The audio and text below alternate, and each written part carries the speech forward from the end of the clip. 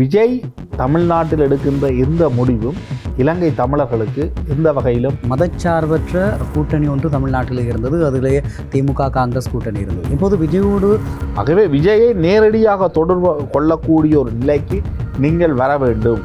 அப்படி வராமல் நாங்கள் முள்ளிவாய்க்கால் நினைவு தினத்துக்கு அங்கு ஒரு தினத்தை அறிவியுங்கள் என்று கூறுவதெல்லாம் இன்று சமூக ஊடக காய்ச்சலில் இருக்கக்கூடிய இளைஞர்கள் விஜயை கொண்டாடுகிறார்கள் என்பதற்காக நீங்களும் அந்த இடத்திலே ஒரு ட்ரெண்டிங் அந்த ட்ரெண்டிங்லேயே தாங்களும் இருக்க வேண்டும் என்பதற்காக விஜய் ஒரு 20 வருட காலத்துக்கு தமிழகத்தில் ஒரு அசைக்க முடியாத அரசியல் சக்தியாக பாடசாலையில் விசாக் தின கொண்டாட்டங்களை கொண்டாடுவதற்கான ஏற்பாடுகளை செய்யுங்கள் என்று சொல்லி கருத்துறையில் இந்திய மீனவர்கள் கைது செய்யப்படுவதற்கும் கச்சதீவுக்கும் எந்த தொடர்பும் கிடையாது.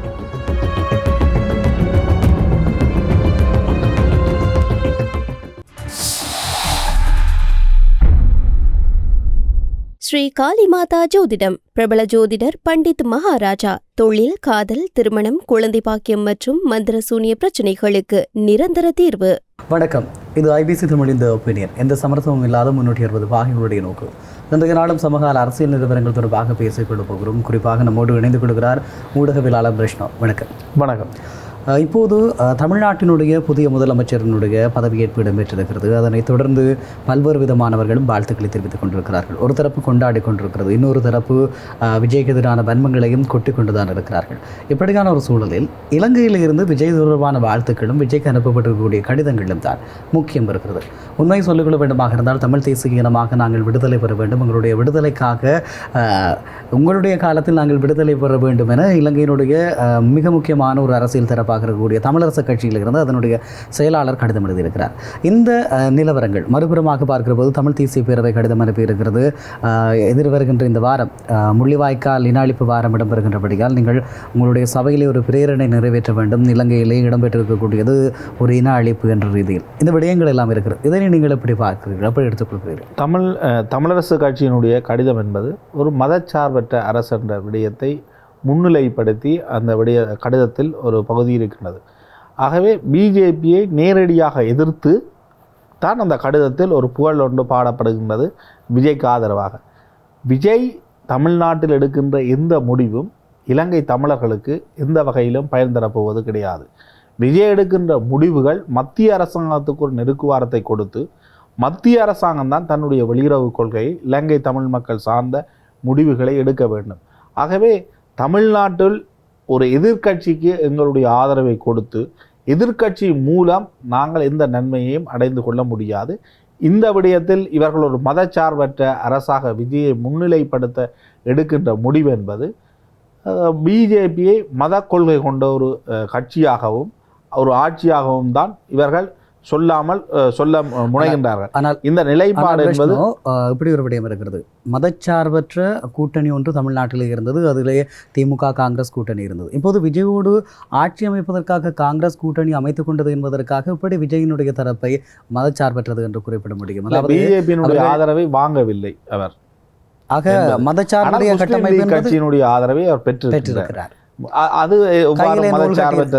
கையிலே நூல் கட்டியிருக்கிறார் தன்னுடைய தேர்தல் வெற்றிக்காக. அவர்கள் அரசியல் சித்தாந்தம், அவர்களுடைய அரசியல் சித்தாந்தம் என்பது ஒரு மதச்சார்புடையதல்ல. பிஜேபி என்பது இந்துத்துவ கொள்கையை கொண்டது என்ற அடிப்படையில் தான் இந்த விடயங்கள் முன்வைக்கப்படுகின்றது.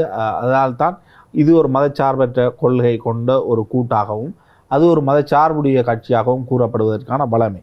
ஆனால் இந்த விடயங்கள், அதாவது இந்திய நாட்டுக்குள் இடம்பெறுகின்ற அரசியல் ரீதியிலான பிரச்சனைகளை ஒரு கட்சிக்கு நீங்கள் முதன்மையாக குறிப்பிட்டு ஈழத்தமிழ் மக்களுக்கான ஒரு ஆதரவை பெற்றுக்கொள்ள முடியுமா? ஒரு எதிர்க்கட்சியை நீங்கள் புகழ்கின்ற பொழுது ஆளுங்கட்சிக்கு நேரடியாக அடிக்கின்றீர்கள். பிஜேபி வெளியுறவு கொள்கையில் மாற்றம் செலுத்தக்கூடாது என்பதற்காக இவ்வாறான ஒரு கோரிக்கை கடிதத்தை அனுப்புகின்றீர்களா அல்லது வெளிப்படுத்துகின்றீர்களா? உண்மையில் இந்த உங்களுடைய கோரிக்கை கடிதம் என்பது விஜய்க்கு தெரிய வருமா? நீங்கள் இங்கிருந்து கொண்டு ஒரு கோரிக்கை கடிதத்தை முன்வைப்பீர்கள், எதனையும் எழுத முடியும். இது தனியாக தமிழரசு கட்சிக்கு மட்டுமல்ல, இது தமிழ் தேசிய மக்கள் முன்னணிக்கும் பொருந்தும். இவர்கள் இந்தியாவுக்கு சென்று எல்லா தரப்புகளையும் சந்தித்தார்கள், விஜய் தரப்பை சந்திக்கவில்லை. எனினும் தாங்கள் அவ்வாறான முயற்சி எடுத்ததாக அவர்கள் குறிப்பிட்டிருந்தார்கள். நீங்கள் நேரடியாக விஜய் இந்த தொலைபேசிக்கு அழைப்பெடுத்து வாழ்த்து சொல்லக்கூடிய நிலைமையில் இல்லை. தமிழ்நாட்டு தலைவர்களுடன் நேரடியாக தொடர்பு கொண்டு பேசக்கூடிய நிலைமையில் நீங்கள் கிடையாது. அந்த கட்சியுடன் ஏதோ ஒரு வகையில் தொடர்பு எடுக்கக்கூடிய அளவுக்கு கூட நீங்கள் கிடையாது. நீங்கள் இங்கு எழுதப்படுகின்ற கடிதங்கள், கோரிக்கைகள் என்பன இங்கு வருகின்ற பத்திரிகைகளில் செய்தியாக வரும். இது இங்கு வருகின்ற பத்திரிகைகளை விஜய் வாசிக்கப் போவது கிடையாது. ஆகவே விஜயை நேரடியாக தொடர்பு கொள்ளக்கூடிய ஒரு நிலைக்கு நீங்கள் வர வேண்டும். அப்படி வராமல் நாங்கள் முள்ளிவாய்க்கால் நினைவு தினத்துக்கு அங்கு ஒரு தினத்தை அறிவியுங்கள் என்று கூறுவதெல்லாம் விஜய்க்கு ஈழத்தமிழ் மக்கள் சார்ந்த ஒரு கிரெடிட்டை கொடுப்பதற்கு இவ்வாறான வழிவகைகள் இருக்கின்றது. நீங்கள் இப்படி ஒரு நினைவு தினத்தை நீங்கள் அங்கு அறிவிக்கின்ற பொழுது உங்களுக்கு ஈழத்தமிழ் மக்கள் சார்ந்த ஒரு ஆதரவு தளம் இருக்கும் என்பதற்காக அவர்கள் குறிப்பிடலாம். ஆனால் இந்த விடயங்கள் அனைத்தும் நேரடியாக விஜயினுடையோ அல்லது விஜயினுடைய கட்சியின் முக்கியஸ்தர்களுடையோ பேசக்கூடிய விடயங்களாக இருக்க வேண்டும். குறிப்பாக செங்கோட்டையன் மிக நீண்ட கால அரசியல் நிலையை கொண்டவர்கள், ஆதர் அர்ச்சுனா போன்றவர்களுக்கு வெளிநாட்டில் இருக்கின்றவர்களுடன் தொடர்புகள் இருக்கின்றது. நேரடியாக ஏதோ ஒரு வகையில் தொடர்பை எடுக்காமல் நீங்கள் பேசுவதெல்லாம் எந்த அளவு தூரம் தமிழ்நாட்டில் செல்வாக்கு செலுத்த போகின்றது அல்லது அவர்களுக்கு தெரிய போகின்றது, விஜய்க்கோ விஜயனுடைய ஆட்சியை முன்னின்று நடத்துபவர்களுக்கு தெரிய போகின்றது என்ற கேள்வி எழும். அதனை கடந்து இது உங்களுக்கு நீங்கள் ஒரு வாழ்த்து சொன்னதுக்காக ஒரு ஊடக சந்திப்பு, ஒரு ஊடக அறிக்கை, அந்த அளவோட இந்த விடயங்கள் அப்படியே இல்லாமல் போடும். நிச்சயமாக நீங்கள் குறிப்பிடுவது போலதான் இந்த தமிழரசு கட்சியிலிருந்து இன்றைய தினம் ஒரு கடிதம் அனுப்பப்பட்டிருப்பதாக தமிழரசு கட்சியினுடைய பொதுச் செயலாளர் மாநான சுமந்திரன் அவர்கள் தன்னுடைய முகநூல் தளத்திலே பதிவிட்டிருக்கிறார். அந்த கடிதத்திலே சொல்லுகிறார், எங்களுடைய இனப்பிரச்சனை தொடர்பாக நீங்கள் நன்கு அறிவீர்கள் என்பது எங்களுக்கு தெரியும். ஆகவே எங்களுடைய இனப்போராட்டத்தை இன விடுதலை போராட்டத்தை அங்கீகரித்து உங்களுடைய காலத்தில் எங்களுடைய இனம் விடுதலை பெறுவதற்கான ஆதரவை வழங்குங்கள் என்று கேட்டிருக்கிறார். உண்மையில் ஒரு கேள்வி இந்த கடிதங்களை எழுதிய தரப்பிடம் பார்த்து கேட்க வேண்டிய கேள்வி, இந்த இனம் விடுதலை பெறுவதற்காக நீங்கள் என்ன செய்திருக்கிறீர்கள் என்ற ஒரு கேள்வியை முன்வைக்க வேண்டும். கடைசியாக திருவாளர் சுமந்திரன் அவர்களுடைய தலைமையில் அல்லது தமிழரசு கட்சியினால் ஒழுங்கமைக்கப்பட்ட அல்லது மக்களுக்காக செய்யப்பட்ட போராட்டம் எத்தனை செய்திருக்கிறீர்கள்? எத்தனை ஆண்டுகளுக்கு பின்பு குவிலோயா போராட்டத்திற்காக மக்களை அழைத்தீர்கள்? அதனுடைய தொடர்ச்சி என்ன? இந்த நிலம் எப்படி பறிக்கப்படுகிறது? இந்த நில வடக்கு கிழக்கில் இருக்கக்கூடிய தமிழ் மக்களுடைய உரிமை எந்த அளவுக்கு பறிக்கப்படுகிறது? இதெல்லாம் நன்றாக தெரியும். தமிழ் மக்களுடைய ஏகோப கட்சி என்று சொல்லுகிறீர்கள், அதிக ஆதரவை பெற்ற கட்சிகள் என்று சொல்லுகிறீர்கள். ஆனால் தமிழ் மக்களுக்காக உங்களுடைய அரசியல் நகர்வு என்ன என்ற ஒரு கேள்வி வருகிற போது, இல்லை, உங்களிடம் இனத்தினுடைய விடுதலைக்காக நீங்கள் ஆதரவு தர வேண்டும் என்று சொல்லி எங்கோ இருக்கக்கூடிய ஒரு தமிழ்நாட்டினுடைய முதலமைச்சரிடம் நீங்கள் கேட்கிறீர்கள். உங்களுக்கு இந்த இனம் விடுதலை பெற வேண்டும் அல்லது இந்த இனம் தன்னுடைய அரசியல் பாதையை அடைய வேண்டும் என்பதில் துள்ளியளவேனும் விருப்பமாக இருந்தால் நீங்கள் உங்களுக்குள் பிளவுபட்டு அடிபிடிப்பட்டு ஸ்ரீலங்காவினுடைய நீதிமன்றத்தில் நிற்பீர்களா? சர்வதேச நீதி விசாரணை கூறுகின்றதாக சொல்லுகின்ற நீங்கள் ஸ்ரீலங்காவினுடைய நீதிமன்றத்திலே உங்களுடைய கட்சியினுடைய தலைமைக்காக நீதிமன்ற படியேறி நிற்கிறீர்கள். உங்களுக்குள் ஒற்றுமை இல்லை. ஆக குறைந்தது உங்களுடைய கட்சிகள், பிற கட்சிகளுக்கு வேண்டாம், உங்களுடைய கட்சிகளுக்குள் ஸ்ரீதரன் தரப்போடு நீங்கள் மே தின கூட்டம் செய்கிற போது மாங்குளத்தில் நீங்களும் கிளிநொச்சியில் ஸ்ரீதரனும் செய்து கொண்டிருக்கிறார். இப்படிப்பட்ட ஒரு அரசியல் சீத்துவத்தை வைத்துக்கொண்டு உங்களுடைய காலத்தில் எங்களுடைய இனம் விடுதலை பெற வேண்டும் என்ற வார்த்தைகளை பயன்படுத்துவது இவ்வளவு தாற்பயமானது. நீங்கள் கடிதம் எழுத வேண்டும் அல்லது இதை முகநூலில் பார்க்கின்ற காவி தெரிகின்ற உங்களுடைய தொண்டர்களை சந்தோஷப்படுத்த வேண்டும் என்பதற்காகத்தான் இப்படியான செயற்பாடுகளில் ஈடுபடுகிறீர்கள். நீங்கள் குறிப்பிட்டது போல திரு விஜய் அவர்களுடைய கடித தலைப்பு இவர்களுக்கு தெரியுமா, முகவரி தெரியுமா என்பது தெரியாது.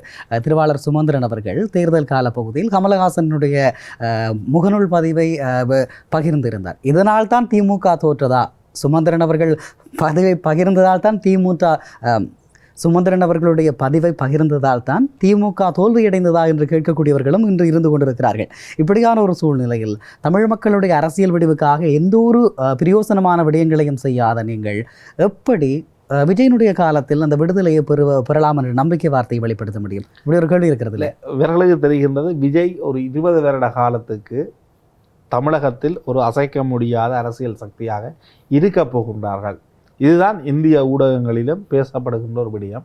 இந்தியாவில் ஒரு அரசியல் சக்தியாக விஜய் இருக்க போகின்றார் மிக நீண்ட காலத்துக்கு. ஆகவே விஜயனுடைய காலம் ஏனென்றால் எங்களுக்கும் தெரியுது, எங்களோட பிரச்சனை இப்போதைக்கு தீரப்போவது கிடையாது. 5 வருஷத்துலேயோ 10 வருஷத்துலேயோ ஈழத்தமிழ் மக்கள் தங்களுக்கான ஒரு தீர்வை பெற்றுக்கொள்ளப் போவர்கள் கிடையாது. இது தமிழ் தேசிய அரசியலை முன்னெடுக்கின்ற சகல தரப்புக்கும் தெரிகின்றது.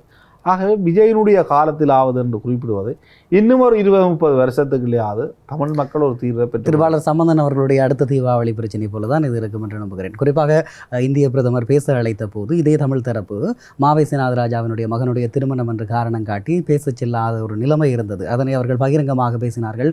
அடிக்கடி சமூக ஊடகங்களில் தமிழரசு கட்சியை வறுத்தெடுக்கின்றவர்கள் அல்லது தமிழ் தேசிய தரப்புகளை வறுத்தெடுப்புகின்றவர்கள் சொல்லுகின்ற காரணம் நரேந்திர மோடி அவர்களுடைய அழைப்பை இப்படியான காரணங்களினால் நிராகரித்தவர்கள், தட்டி கழித்தவர்கள் இந்த அரசியல் தரப்புகள் என்று இருக்கிறது. ஆக தமிழினம் உங்களுக்கு தெரியும் பிரஷ்னோ, இன்று வடக்கு கிழக்கிலே இடம்பெற்றுக் கொண்டிருக்கக்கூடிய விடயம். அண்மைய நாட்களில் வலிகாமம் வலய கல்வி அலுவலகத்தினுடைய கடித தலைப்பிட்டு ஒரு கடிதத்தை பார்க்க முடிந்தது. அதாவது வலய கல்வி பணிப்பாளர் ஒரு கடிதம் எழுதியிருக்கிறார். கல்வி அமைச்சினுடைய இந்த சுற்றறிக்கையின் பிரகாரமாக பாடசாலையில் விசாக் தின கொண்டாட்டங்களை கொண்டாடுவதற்கான ஏற்பாடுகளை செய்யுங்கள் என்று சொல்லி. உண்மையில் சமய நிகழ்வுகள் பாடசாலைகளில் இடம்பெறுவதை வழமை. ஆனால் தென்னிலங்கையில் இருக்கக்கூடிய பாடசாலைகளில், எங்களுடைய பாடசாலைகளில் இடம்பெறுவது போல ஒரு சரஸ்வதி பூசை இடம்பெறுகிறதா? இல்லை. அப்படியாக இருந்தால் ஏன் இங்கு பெசாக் பண்டிகை கொண்டாட வருகிறது?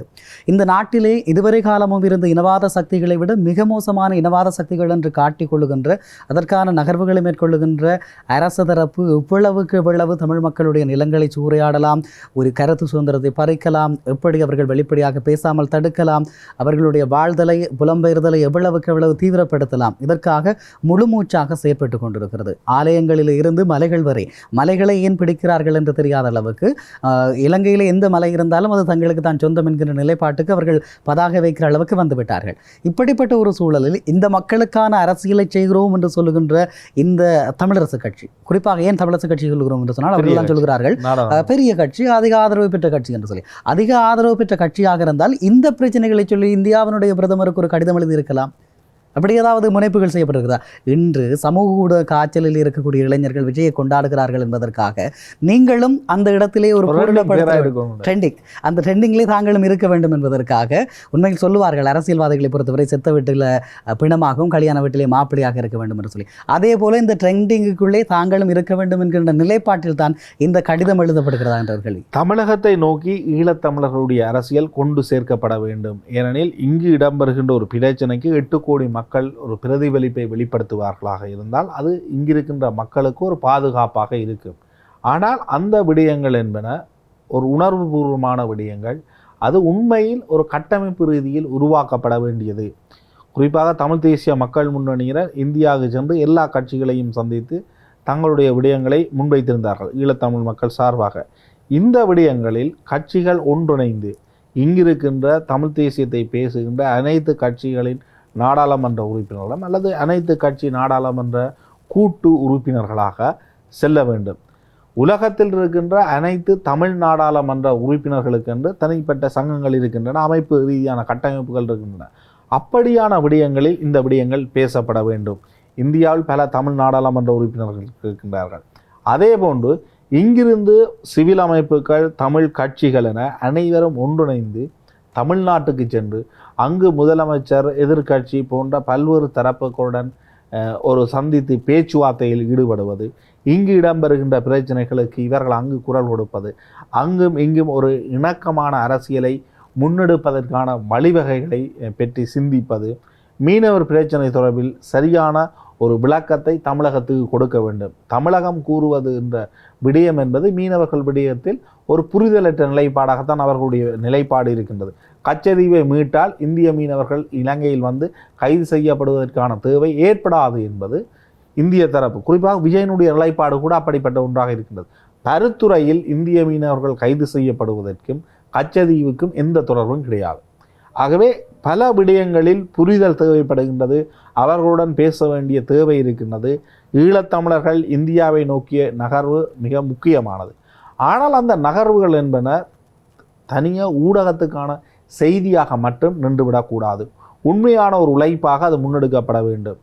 எங்களுடைய அரசியல்வாதிகளுக்கு தமிழக அரசியல்வாதிகளுடன் தொடர்பில்லாத நிலைமை என்பது மிகவும் ஒரு பின்தங்கிய நிலைமை.